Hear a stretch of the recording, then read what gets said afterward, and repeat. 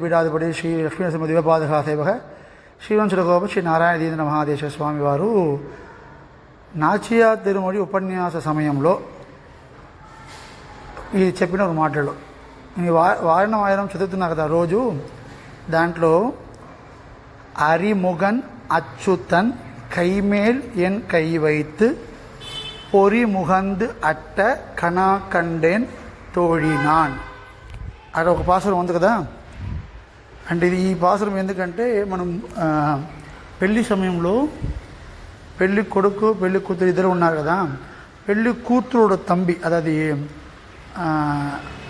அந்த అమ్మాయిயோட బ్రదర్ ఉన్నారు కదా, వాళ్ళు చేయి నుంచి మురుమురాలు తీసి అమ్మాయి చేయిలో పెట్టాలి.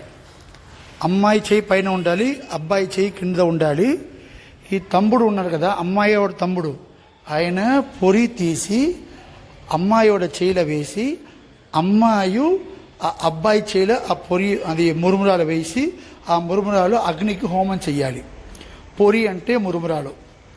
ఇది లాజహోమం అని పేరు. ఇది అమ్మవారు ఈ వర్ణమయమే పెళ్ళి సంబంధించిన పాసురం కదా. ఎలా పెళ్ళి జరిగింది, నాకు కృష్ణుడికి ఎలా పెళ్ళి జరిగింది అదే పాసురం కదా.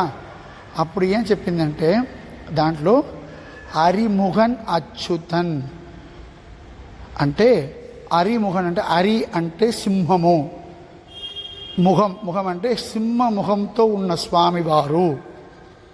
ఎవరు?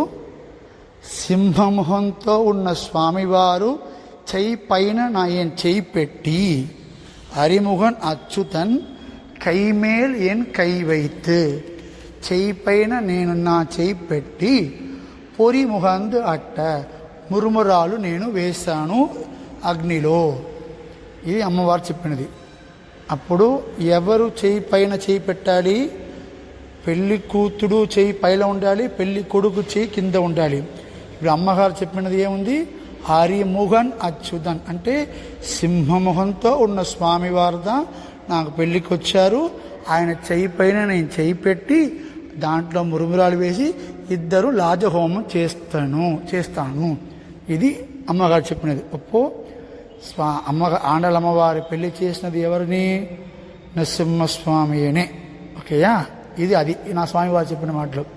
ఇంకొకటి నువ్వు చెప్పిన దాకా ఇద్దరు నారాయణ కాబట్టి స్వరూపం లోపల ఉన్న ఆత్మస్వరూపం ఇద్దరికి ఒకే కాబట్టి రూపందాన వేరే. నరసింహస్వామి కృష్ణుడు రూపందాన వేరే, కానీ లోపల ఉన్న ఆత్మ శ్రీమన్నారాయణుడే కదా. ఎందుకంటే అది వల్ల కూడా అక్సెప్ట్ చేసుకోవచ్చు. కానీ ఇది రసమైన అనుభవం.